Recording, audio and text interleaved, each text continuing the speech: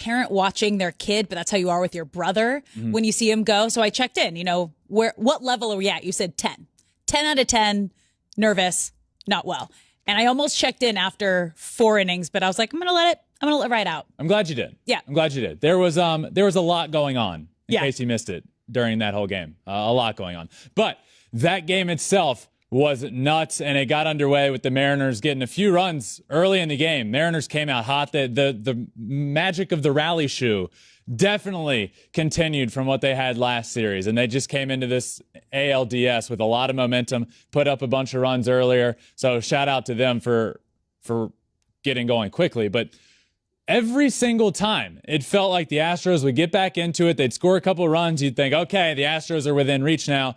And the Mariners would fight right back and put up a bunch of runs immediately. So it never felt like the Astros could get into that position for at least an extended period of time where they had a chance to get into it. But this game turned out to be absolutely bonkers. Going into the 8th inning, you think, okay, this looks like it's the Mariners, because they get into that bullpen and it's lights out. I mean, you got guys with some of the best stuff, and they have Matt Brash coming in the 5th, 6th inning of a game who has elite stuff. He's throwing 98, 99, 100 with wipeout sliders and wipeout curveballs, and it was just disgusting. So every time the Astros scored and you feel like, all right, they're getting back into it, no, the Mariners would do something and pull away and pull away and pull away. But for me, this game ended up being one of the greatest games. You look at the 8th inning, the at-bat that gets overlooked a lot for me because everybody's talking about what happened to end this game. But in the 8th inning, Alex Bregman, off of a guy throwing 103 miles an hour, Munoz, and throwing disgusting sliders, hits a 2-run homer, getting them back into it. An absolute tank. This at-bat was huge. It was 7-3 with 1 out in the 8th inning.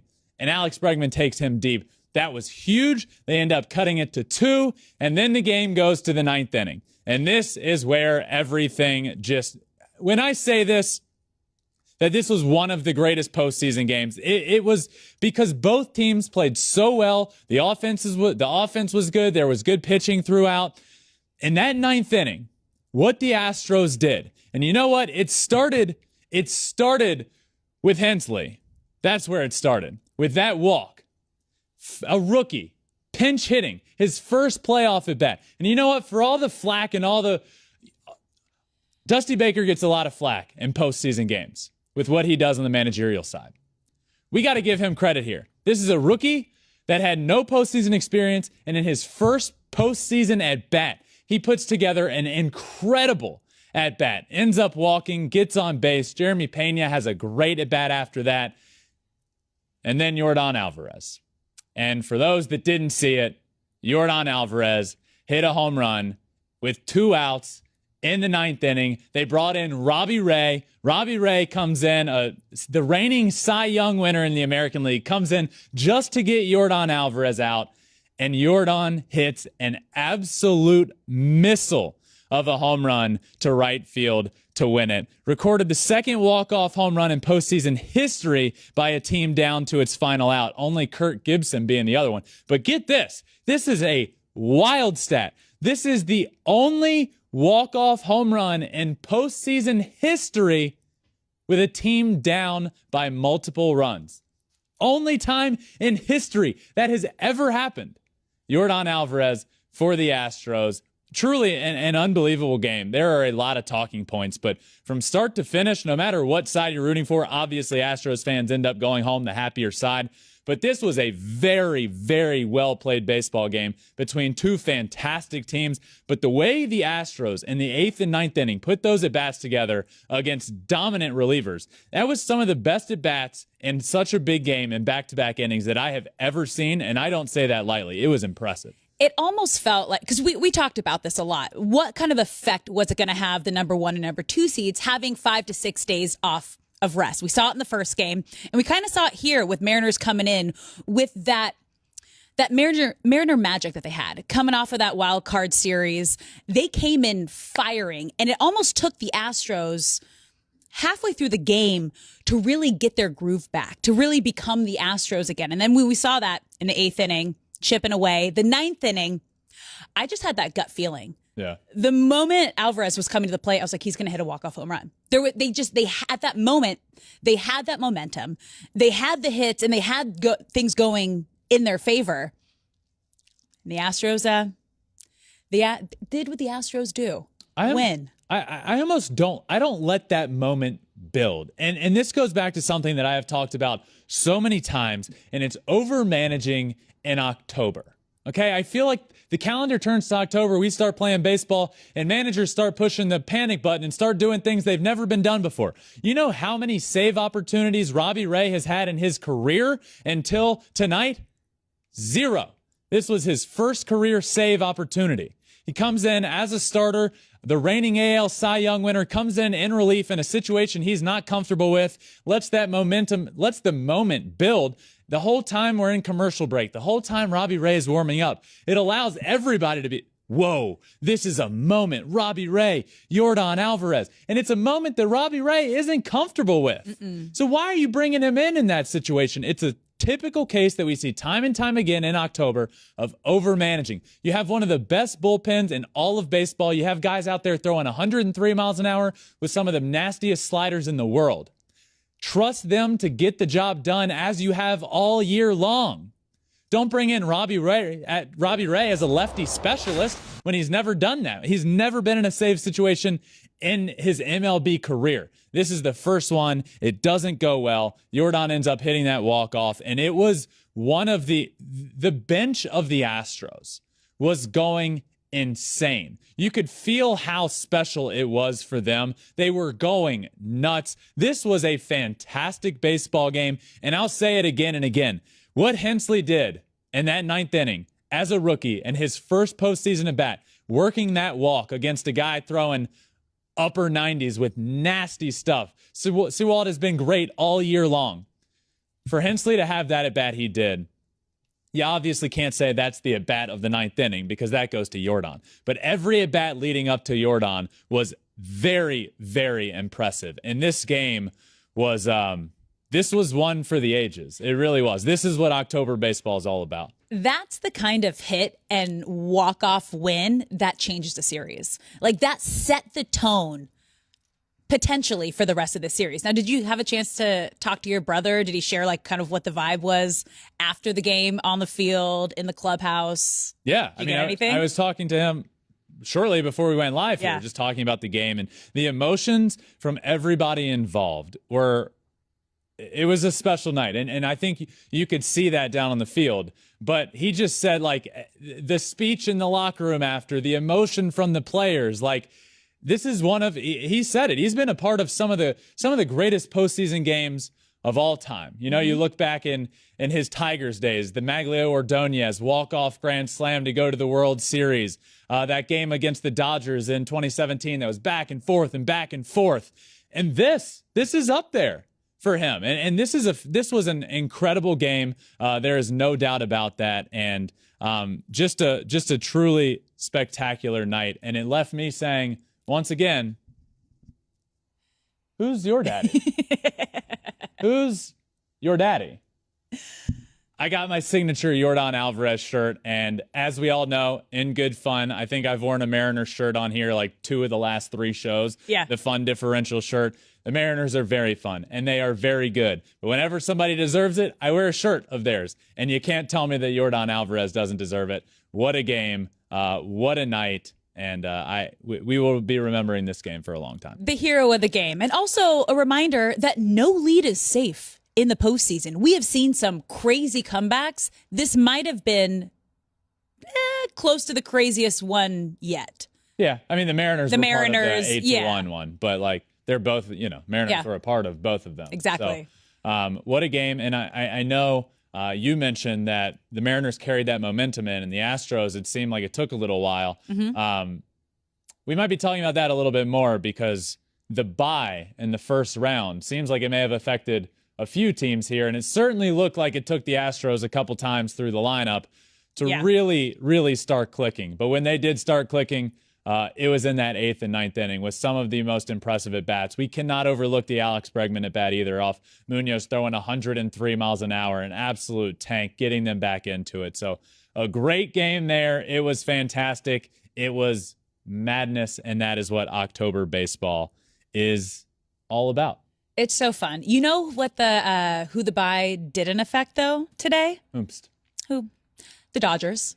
That is true. The Dodgers and the Padres. They looked as fresh as they could have right out of the gates. Yeah.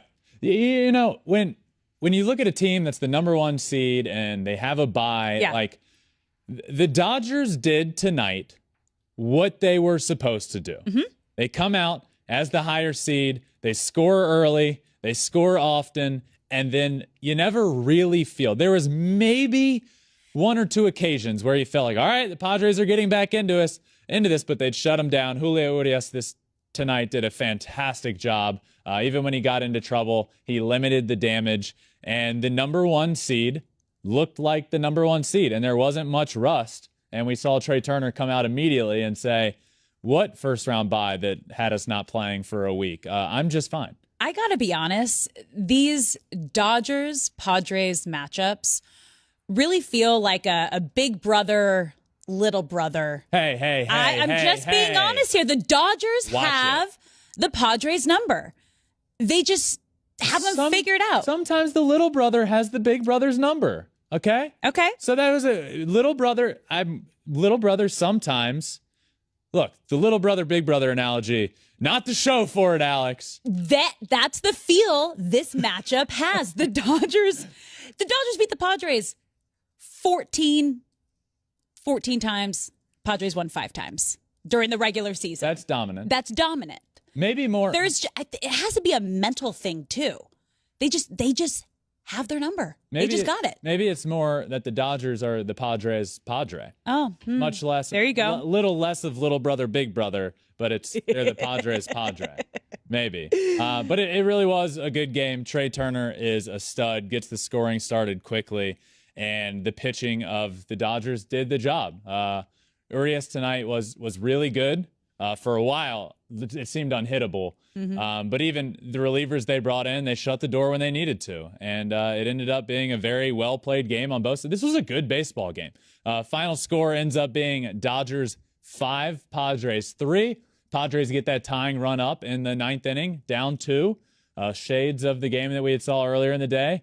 Astros-Mariners, 2-run game, and you get the winning run up to the plate in the Astros game, but being down 2 there. This was just a very well-played baseball game on both sides, and the Dodgers continued their absolute dominance of the Padres. But of any game, like you never want, look, it's postseason baseball. You're never punting any game, but the Dodgers had to win this game. The Padres are throwing out Mike Clevinger tonight. I mean, come on, you got to win this game. Clevinger has like a 10 ERA against the Dodgers. The 3 guys that the Padres have are Yu Darvish, Blake Snell, and Joe Musgrove. You didn't have to face any of them tonight because they played in the earlier round. Starting tomorrow, you will. So winning this game for the Padres, well, man, it would have been the perfect scenario. But were they expecting to win with Mike Clevinger on the mound against the number 1 of the Dodgers? I mean, sure, you're always expecting to win, but from a fan perspective, like this game was a bullpen game. This was like, let's see what we can get out of Clevinger. Yeah. These 2 games, not much, for the Dodgers are must win. And I feel this way for every home team, every higher seed. Yeah. The 2 home games in a 5-game series, you got to win those first 2 games. Mm-hmm. The Braves are in trouble. We'll get to that in a second. The Braves lose that first game. They're in trouble. So the Dodgers had to win this one. The Astros had to win their first one, and you have to win the next one because you don't want to split and then go on the road to face the team in their home stadium. So another good game here for sure. Yeah. How I expected this one to go. How I expected this one to go. Yeah. It was good. You know what I didn't expect? What? I didn't expect to be eating dinner tonight and Alex to pull out a pair of scissors to cut her salad, but sometimes the unexpected happens. Don't be jealous of my scissor knives. I like a chopped salad. Okay. They are so handy. So is my spork. I've chopped salad before, but you don't expect somebody to pull out a pair of scissors and just start literally chopping their salad right next to you. I'll get you a pair. You pull out a pair of scissors when we ordered in salads like it was a pencil and you're at school and you needed to write a page. It was like, oh, here's my scissors. It's time to cut my salad. I know what I like. I like chopped salads. Things I didn't expect either. Mm-hmm. Things I didn't expect. You're welcome. For 200, Alex. Phillies, Braves. Oof. This was a classic scenario. Phillies end up winning 7-6, but the score is a lot closer than this game was for a lot of it. Phillies end up winning 7-6. Braves were flat for a while, and that bye clearly did them no favors. The offense was flat for a while until the end of the game. Max Fried, less than his normal self, 3 1/3, 8 hits, 4 runs, 2 earned, 1 walk, and 2 strikeouts for Max Fried, who is the ace of this staff. Not great. They had opportunities, though. They were getting on base. They just couldn't get that one hit with runners in scoring position. So it was like they were just there, kind of just on the edge, and almost made a run for it there in the 9th inning. It didn't come soon enough. Yeah. Matt Olson home run there in the 9th brought everybody back to the edge of their seat. Yeah. Just in time to scoot on back in your seat because it ended. Yeah, that's tough. Watching the game this morning was okay, this is what can happen when a baseball team has 5 to 6 days off. Because as a baseball player, you're used to playing every single day. So then you have the Phillies coming in with that wild card momentum, that fire, and they just carried it right out of the gates into this game. Yeah, I mean, you saw that with the offense. I mean, Nick Castellanos wasn't himself all year long. And what he did today, I mean, we saw it earlier. And how many times have we said in the playoffs, like, you know, you're not going to string together a bunch of hits. It's about hitting the ball out of the yard. The team that out-homers the other is going to win the game. The Phillies got hit after hit after hit in the first couple of innings and just singled them to death. And Nick Castellanos and Bryce Harper, big parts of that. They dominated the Braves today, and it was the Braves end up coming back and making it a good game. But this goes back to Max Fried for me. Max Fried's 10th postseason start of his career. This was the shortest. This was the shortest postseason start of Max Fried's career. When I feel like you can't overstress this situation. The first game as the team with the bye is the one that you have the most of an edge in, because the Rangers are having to use their 3 starter, and you have your ace, and it's just to come out flat says to me, look, the Braves were the best team in baseball since June 1st. There was nobody better. For them to come out flat, to me, it says that downtime did the batters a little bit of a disservice. But that's no excuse. You got to win the ball game, and they came back at the end, come up a little short. But this is tough for the Braves now. You have to win tomorrow. And the tough thing now is, guess who you get to face? Zach Wheeler, Aaron Nola, and back-to-back games. You've already lost the first one that you had the most advantage in. Yep. So it's all you need to do is win 3 games. Now the Phillies have their guys going in back-to-back games. If they win both of those, guess what? Series over. Yeah, not just their guys, though, but at the plate, they're just doing all the small things. They're putting the ball in play. They're getting runners in scoring position. They're playing small ball, which is dangerous when a team is seeing the ball well and they're hot, and they're coming in hot off this wild card series. Yeah, I think the game of baseball changes a little bit in October, and I saw a stat today. I think it was the Phillies, I think, sacrifice bunted 6 times this year. Ooh. And in the postseason, I think they've done it like 3 times already. And it goes back to this morning. I was talking to John Smoltz. We dropped a bonus podcast episode this morning. So if you haven't, go back to listen. But John Smoltz and I talked a lot about why the game of baseball changes in October, and a lot about the playoff format right now with that off day on the American League side, and why it's not on the National League side, and how detrimental that could be. So go check that out if you haven't. It's a quick 10, 15-minute conversation with John Smoltz, but he was dropping some knowledge. But we talked about the playoffs and why the game changes, and it's just because, and he put it so well, in the regular season, you string a few things together, and next thing you know, you have a rally. In the playoffs, you get a runner on first base, and it's edge of your seat. Mm-hmm. Oh, man, something's going to happen. This is a rally. So it's just that difference there. And you get a runner on first base in the playoffs. It's, all right, let's bunt him over. You saw Bryce Harper bunting today. Like, small ball is becoming a thing again in October. And, I'm not going to say I love it, but I love playoff baseball. And it adds to the job done. It adds to the intensity for sure. Yeah. got the job done today. Yeah. So Phillies take that. Phillies take game 1 on the road, 7-6, and now they have Zach Wheeler going game 2, and they will have Aaron Nola going game 3 back at home. This is going to be a series. That's for sure. This one's going to be a series. On to the next one for us, and the last of the 4 that happened today. The Cleveland Guardians against the New York Yankees. Tough matchup. Tough matchup for the Guardians. They are the youngest team in baseball this year. Only the 8th time the youngest team in baseball has ever made the playoffs. And they won their first round, and their reward is playing the Yankees. Go ahead. I can hear it in your voice. You are ready.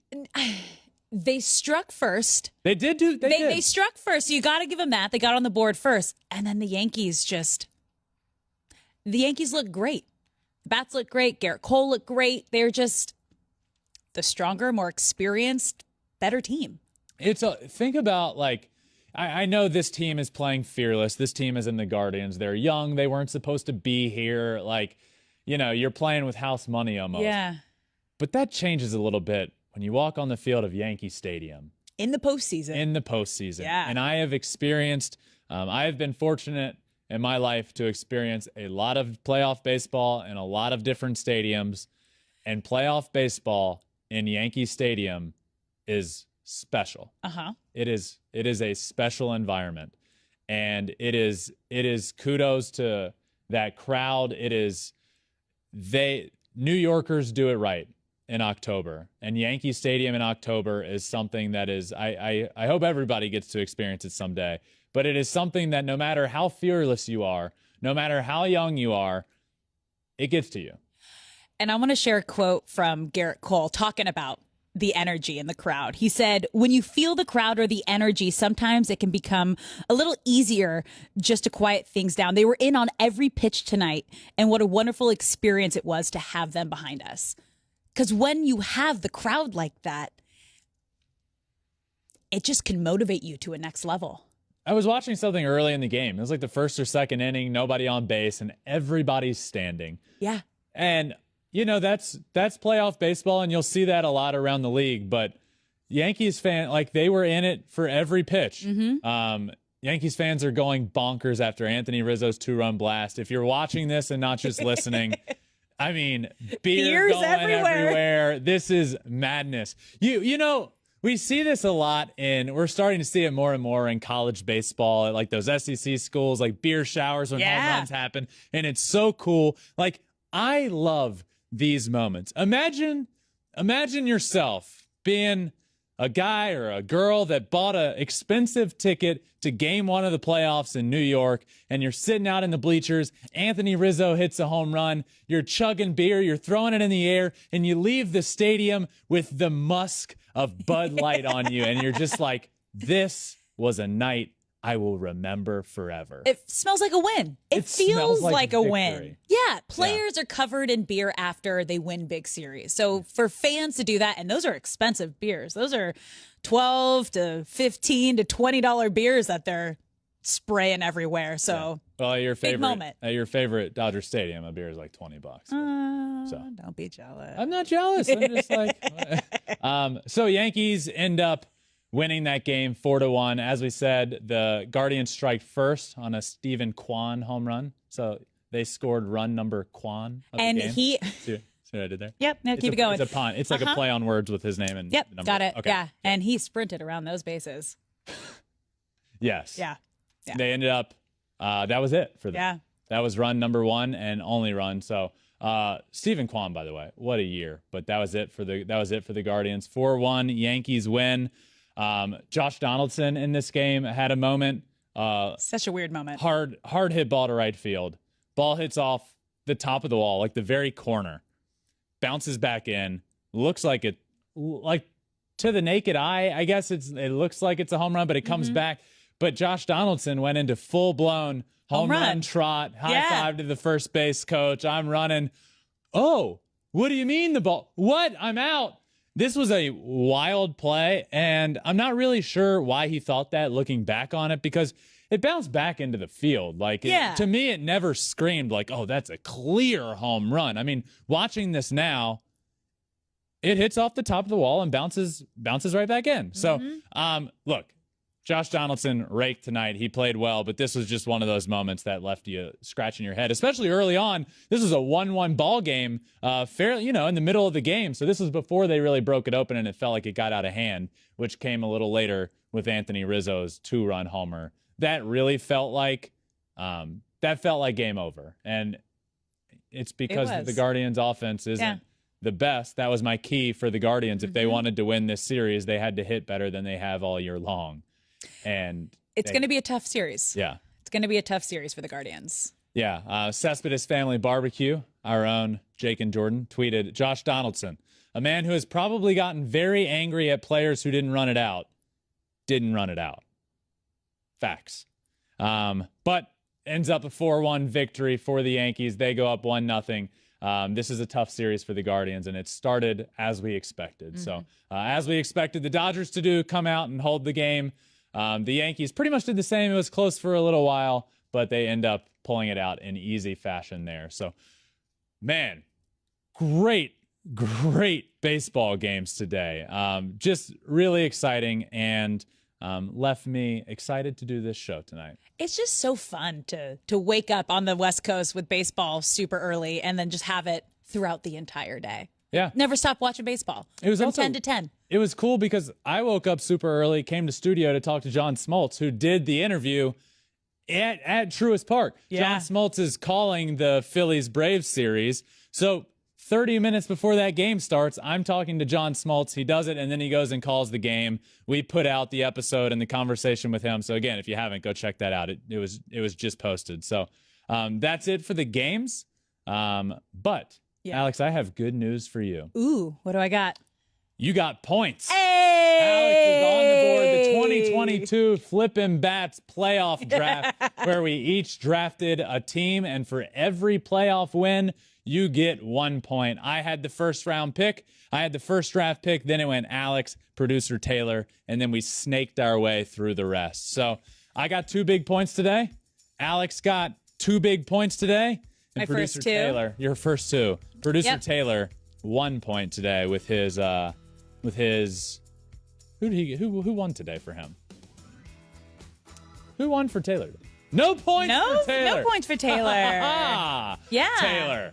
That's what you get. Yeah, it's just you and me. Yeah. Congratulations to us. So 6 points for me, 5 points for Taylor, 2 points. Watch out, though. For Alex. Watch out. Dodgers and Yankees coming in hot. Yes. So that's the playoff draft. Before we finish up, something I want to do, I think every show we have. I'm going to do top 5 players of the day. Oh, let's do Let's it. head on over. Okay.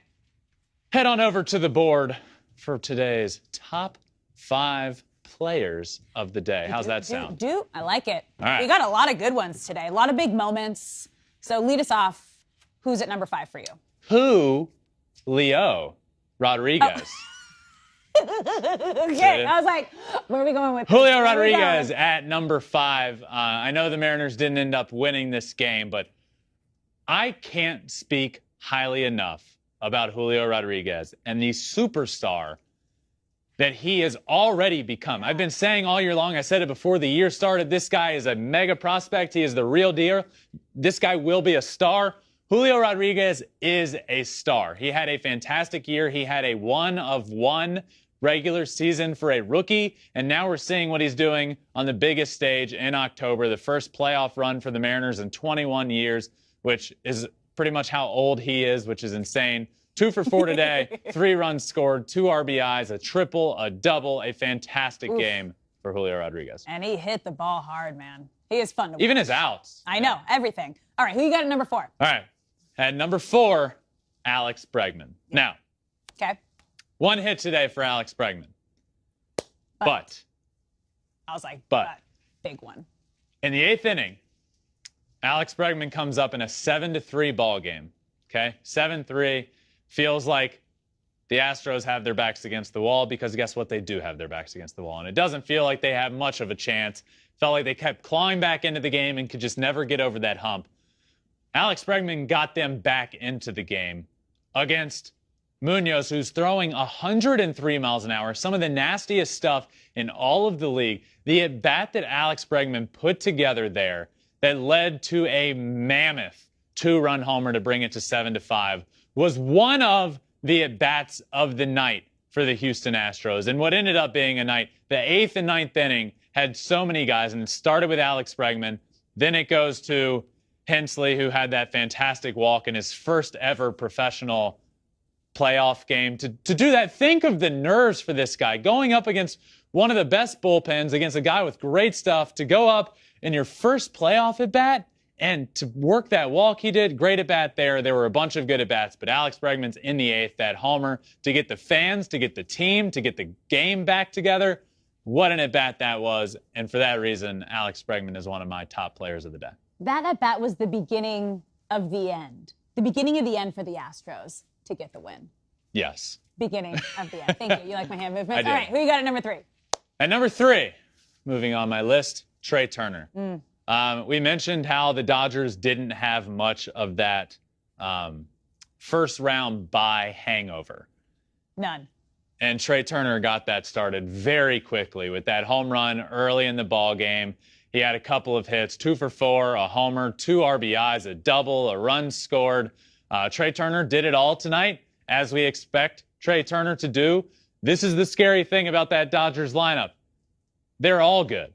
So if one guy's slumping, if one guy has a little hangover because he didn't play for 6 days in a competitive game and you need those repetitions, somebody in that lineup is still going to be feeling pretty good. That guy tonight was Trey Turner. There were a couple of really good at-bats from this team throughout the game, but Trey Turner was locked in from the word go, or the words play ball, if you will, and he is here at number 3.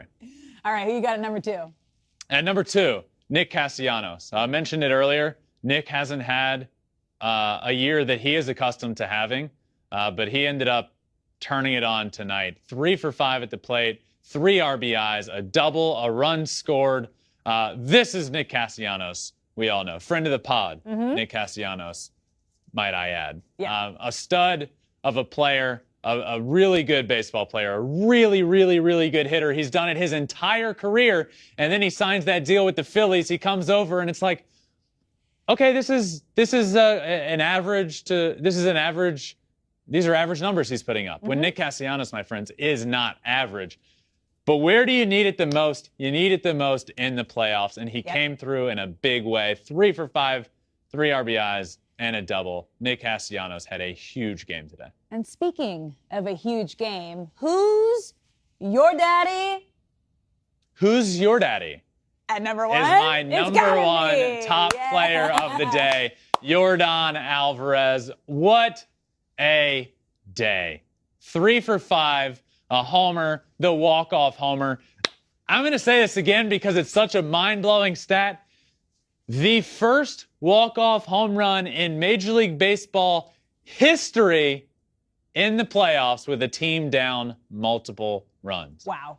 Doesn't that just feel wild? Feels big, important. It does feel big. Moment. And it's also only the second walk-off home run down to a team's last out in playoff history behind Kirk Gibson, which we all know. Yeah. You know, the home run, pumping it, you know, that was iconic. What a day. What a moment. What a game. The Astros just felt like they were clawing back into it all day long and couldn't get there. And you know what? They never did get there until that ball went over the fence, and there was never a doubt. Robbie Ray comes in, lefty, comes in as a guy that has never had a save opportunity in his entire big league career, comes in for a lefty specialist to get Yordan Alvarez out, which I think was a little bit of overmanaging. You have a great bullpen, great stuff out there. Trust them to do what they have done all year long.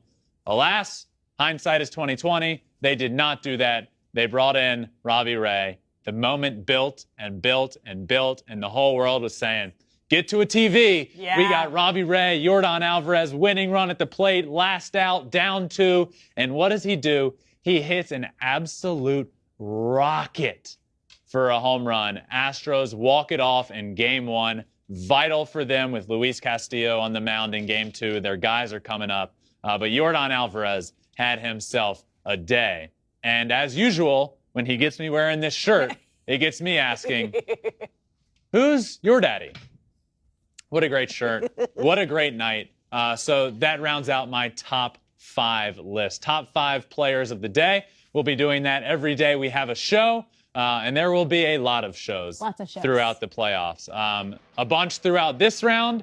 Keep you posted there. And then we will be on the road for the NLCS and the World Series. That'd be so fun. All on Fox and FS1. That's going to be a blast. But for today, that does it. I hope you all enjoyed all of these games today. All of the drama on and off the field. It was a blast. It was a fun-filled day for sure.